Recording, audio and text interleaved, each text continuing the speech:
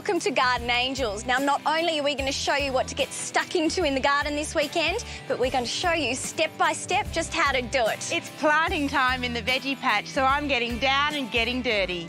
I'll be telling you all about mulch. Probably one you're very familiar with would be horticultural grade pine bark. You'll see it in kiddies' playgrounds, and it's actually used as an ingredient in potting mix and showing you the latest and greatest outdoor furniture.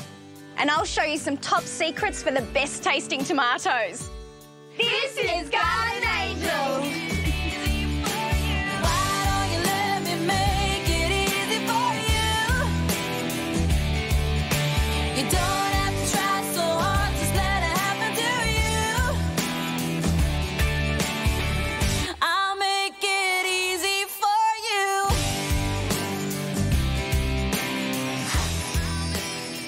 Thought of growing an all-Australian garden, but you think natives are ugly and prickly and too tall? Well, there's so many myths about growing Australian plants, but today we're going to bust those myths right open. Myth number 1, natives are boring and ugly. Well, yep, some are, but the new generation natives are absolutely beautiful. I mean, I have trouble convincing my friends that that is actually a native plant. It's a native hibiscus, and it's absolutely stunning, flowering for about 9 months of the year. And this little lovely, look at it, it's a Swan River daisy. And that one too, the emu bush. It's an oldie but a goodie, and this one's been grafted so it'll live longer.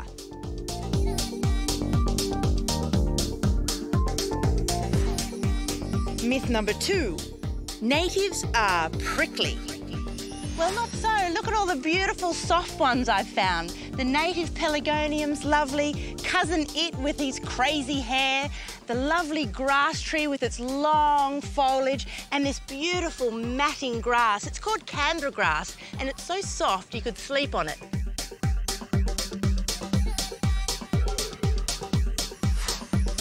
Myth number 3. Natives grow too tall. It ain't necessarily so. You just got to know what to look for. Look for dwarf species and look for grafted species, like this lovely grafted flowering gum. And this grevillea, called Peaches and Cream, has to be my all-time favourite. Another one that I love are the dwarf kangaroo paws. These are called bush gems, and they come in all the colours of the rainbow. Myth number 4, you don't prune natives. Well, if you don't prune natives, this is what happens. They grow far too tall and you can't see the flowers. The fact is that natives love pruning. And the rule of thumb is you just prune them back by about 1/3. You just want them to look neat and tidy. Don't start too late, prune them in the first year. Just give them a nice short back and sides, and it keeps them compact and the flowers down at ground level where you can see them.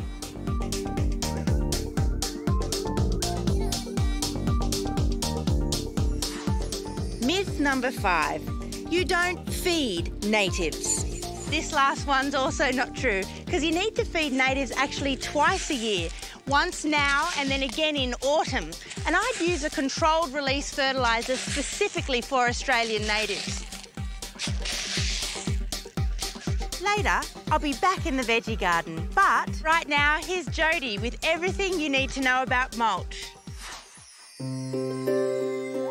Mother Nature has some fabulous tips that we can implement in our own gardens, and just one of those is the importance of mulching. Now, what is mulch, I hear you ask? In fact, it's very simple. What it is a bunch of leaves, some twigs and fallen bark that thickens to form a nice dense carpet on the forest floor. But you don't have to venture into the bush with a wheelbarrow and shovel to collect your own mulch. I'm at a landscape suppliers and there are many different types of mulches on the market, and one is sure to be suitable for your garden. Let's start with this one, which is actually a leaf litter mulch, a great recycled product full of leaves, twigs and branches.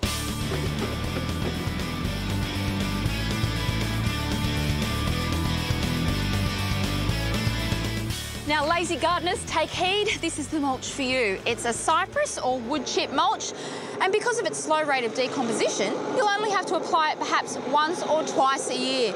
It's got a lovely smell to it, a really chunky texture, and it'll suit most gardens. Now this one is called Forest Finds, and it's one of my favourites, a great recycled product, which is recycled hardwood. It's a very nice, even texture, a dark colour, and great for those really classical clean gardens. And one you might all be familiar with is horticultural grade pine bark, commonly used in potting mixes as an ingredient, and also kiddies' playgrounds. This is what they call soft fall. It's a really deep, rich red-brown in colour, and you could probably use these in the more classic gardens or even a formal garden. Now, although it is cheaper buying mulch in bulk, it's also available in bags, which is just ideal for those who have a smaller garden and perfect for a bad access site. Now, as well as your organic mulches, you've also got inorganic, which is your crushed rock and decorative pebble. Just to name a few, we've got some beautiful Nepean gravel, which is quite small and a really fine coverage. Then you step up to the chunkier version of the same pebble, or if you perhaps like white, you've got something like a Western white or even a quartz. Then for those of you who might like a yellow, you've got various sizes in that. Now also there's a product here which is decomposed granite, which is sometimes kept as paths, but you can actually dust this over a native bed, which looks fantastic. And for those golden oldies out there who like a more traditional pebble or gravel, you've got the good old scoria. Since the 70s, this volcanic rock is still popular. Now, all of these crushed rocks and decorative pebbles will have some benefits to your soil. They'll suppress the weeds, that's definite. They'll also retain a little bit of moisture, and they'll also keep the soil constant, but they won't break down and add nutrient to your soil like organic mulches. And that's probably about as much as I can tell you about it.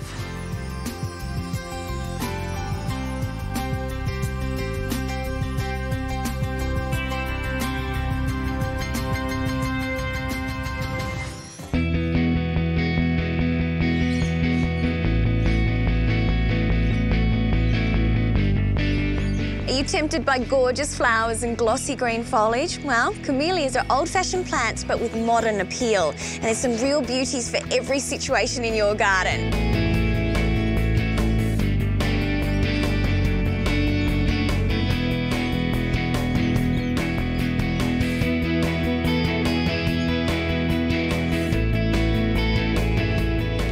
Now, if you're after the perfect camellia for pots or even garden beds, check out this variety. It's just magnificent. It's called Federation. It has these big, blousy flowers, and even check out the size of the buds. They're just sort of waiting to burst. Now, if you were to put this on a pot on the patio or balcony, it would be just spectacular. It's a new Australian-bred camellia, and it was named to honour the Federation of Australian States, the 100th anniversary. Cute plant.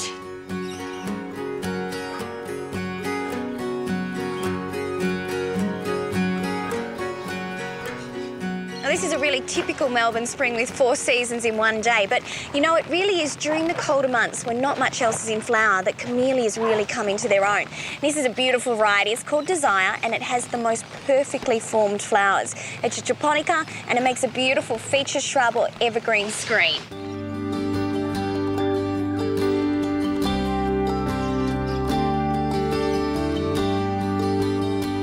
You know, most people don't think of camellias as being ground covers, but this is a really superb variety. It's called Sweet Emily Kate, and there's 4 great reasons to get this one in the ground.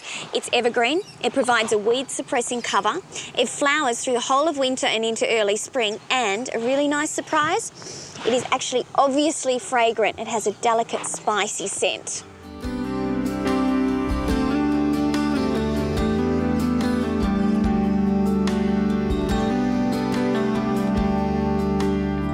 Now, for more show-stopping garden colour, you can't beat Volunteer. It's got these sexy, ruffled flowers. And it's really long blooming, so you get flowers from May right through to September. And the plant gets to about 2 metres tall with a spread of about 1.5 metres. So it's a beautiful feature and a really good hedging plant. And seriously, just take a look at that colour.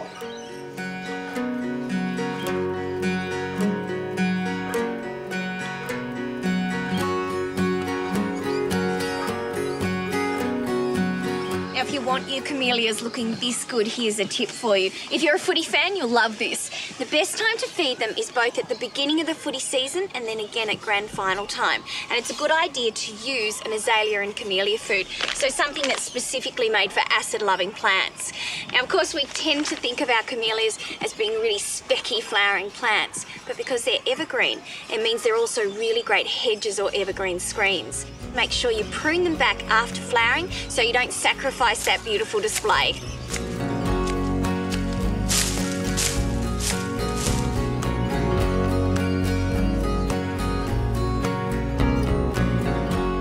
Well, there you have it. Camellias really are one of the best flowering plants in the world, and with displays like this, they're guaranteed to brighten up any garden.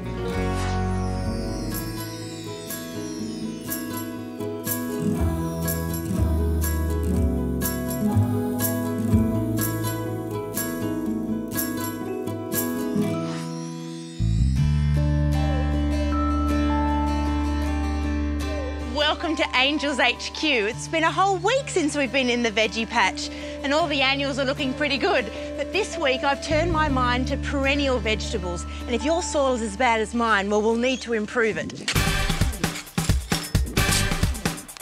Well, it really doesn't matter what kind of soil you've got, clay, loamy or even sandy soil, you need to improve it with 1 bag of cow manure and 1 bag of soil conditioner per square metre.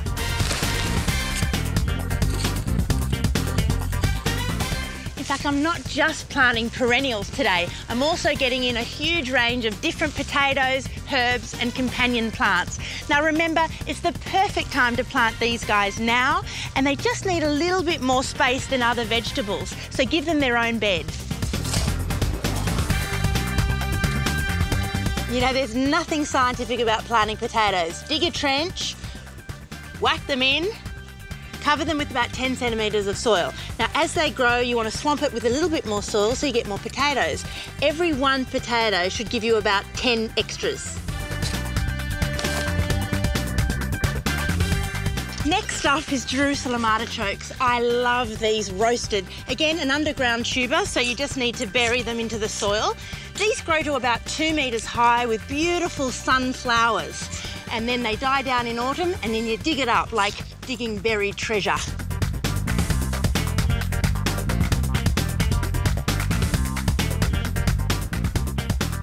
If you can, it's a great idea to surround your veggie patch with companion plants. In hot areas, rosemary and oregano work best. In cooler areas, chives, coriander are perfect. In really moist areas, the mint does a great job. And also, you want to bring in the bees to the veggie patch, so edible flowers and companion flowers like marigolds and calendulas are great. The yellow and blue brings in the bees, the more pollination and the more vegetables. Well, the classic companion planting is basil with tomatoes. Tastes good, but works in the garden as well. And of course, flowers like calendulas bring in the beneficial bugs into the garden, like ladybirds. Well, I'm looking at water tanks again to solve my bad soil problem. That one's for rhubarb and this one's for strawberries. So when the strawberries are fruiting, they'll hang right over the edge. Perfect height for my daughter to pick them.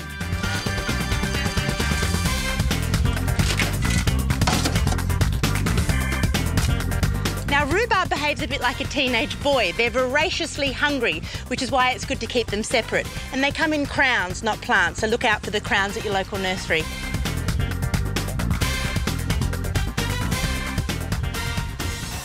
The secret with strawberries is they love the sunshine and they love growing in containers. And it's really important to put the straw down to protect the fruit from rotting on the soil. All we need to do now is just finish off with a little bit of sugarcane mulch and some seaweed solution. Now, if you are interested in getting any more details about the veggie patch, like costs and varieties, it's all on the website.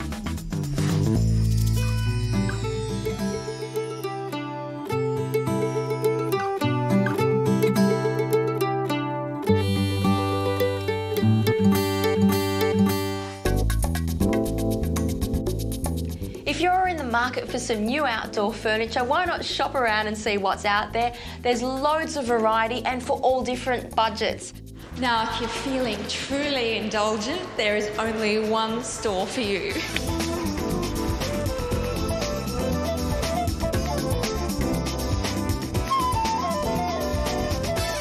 Now, if it's real exuberance that you're after, you really can't go past Patricia Urquiola's range here at Space Furniture. This canaster sofa actually looks like it could be an indoor piece, but it was built to withstand the Australian elements. And for a mere $10,000, it could be yours.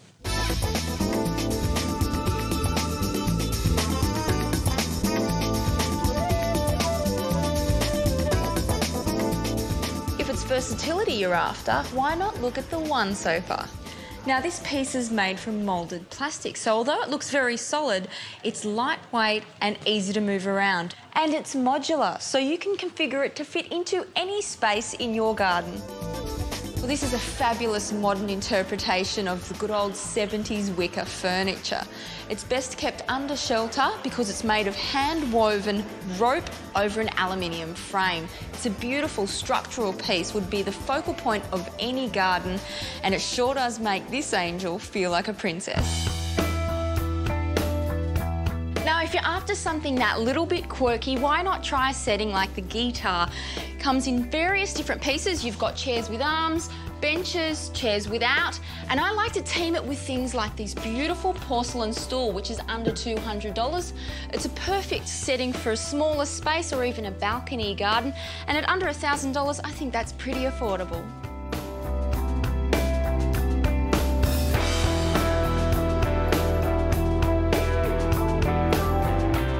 Now, this is a great starting point, the Noosa setting, and it's available from Big W. And at only $348, I think that's pretty good value. But outdoor furniture isn't the only thing you can put in your backyard. Why not get yourself a trampoline? This is a spring-free trampoline, the mother of all trampolines. The difference between this and other trampolines is, of course, the safety aspects. Netting around the sides and the spring-free edges, making it absolutely perfect for the kiddies. And for those health conscious out there, you'll be very pleased to hear that 10 minutes of rigorous jumping and loads of fun is equivalent to a 30-minute run. Now, isn't that great? Well, there you have it. Loads more great new furniture for the garden and lots of safe, fun entertainment for the whole family. Now, remember last week I showed you how to add that instant splash of colour to your garden? Well, this is our annuals 1 week later. Don't they look beautiful?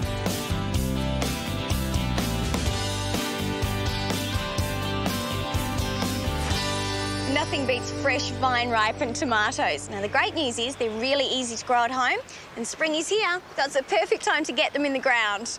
We've got a couple of varieties here that I think are definitely worth trying. There's one called Tomato Berry, great name. It's got strawberry-shaped, very sweet fruit. Another one called Truss Plum, really deep red, shiny, tasty fruit that holds well on the vine. So let's get stuck into it. Now, with tomatoes, choosing the right spot is important, and this is perfect. It's open, it's sunny, it gets about 6 hours of sun a day at least. That's what you're after. And also crop rotation is really important to reduce that disease build-up, and that means choosing a spot that hasn't had tomatoes in it for a couple of years. Now, of course, the other thing to think about is really good soil preparation. And that means adding organic garden soil or compost to your beds before planting, you know, just to really open them up and help to improve drainage. Just don't be tempted to add excessive animal manures to get lots of nitrogen in the soil, and then all you get is excessive leafy growth at the expense of flowers. Now, also pH. Tomatoes like to be somewhere on the scale between about 6 and 8. So if you go to your local garden centre and pick up one of those simple test kits and find your soil's a little bit too acidic, you might want to sprinkle a little bit of dolomite or lime around.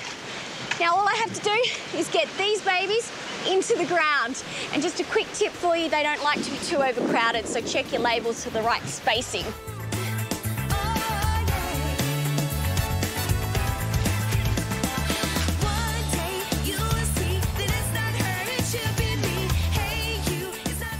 Now, once you've got them in the ground, give them a boost with a seaweed-based solution. It helps to stimulate strong, healthy roots and get your seedlings off to the best start in life. Now, of course, we've looked at the new varieties, but if you're a real fan of old-fashioned flavour, then boy, have I got something for you. Now check this out. These are the tasty old-fashioned varieties or heirlooms that Grandma used to grow in her garden. And there are some terrific varieties that look as good in the garden as they do on the plate. Like Tigerella, see, it's got a great striped fruit, very tasty in the salad bowl, and it crops over a really long period. But if you want something unusual, try Green Zebra. Again, striped fruit, very attractive, but because it's green when it's ripe, the birds don't eat it. Now you can get some of these varieties as seedlings in your local garden centre, but one of the easiest ways is to get your hands on a mail order catalogue and collect some seed.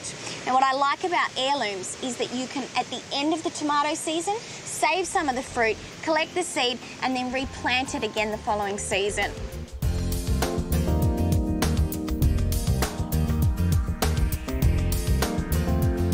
Now, although you can direct sow your tomato seed into your garden beds, you can also have a lot of success by planting them out first into these little peat pallets. And they're really nifty. You buy them as a disc like this, and then they expand in water.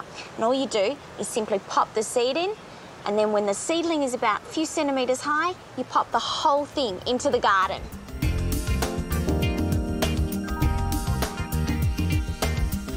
So there you have it, some tips for top tasting tomatoes. So get your plants in the ground now and you'll have a bumper crop when summer arrives.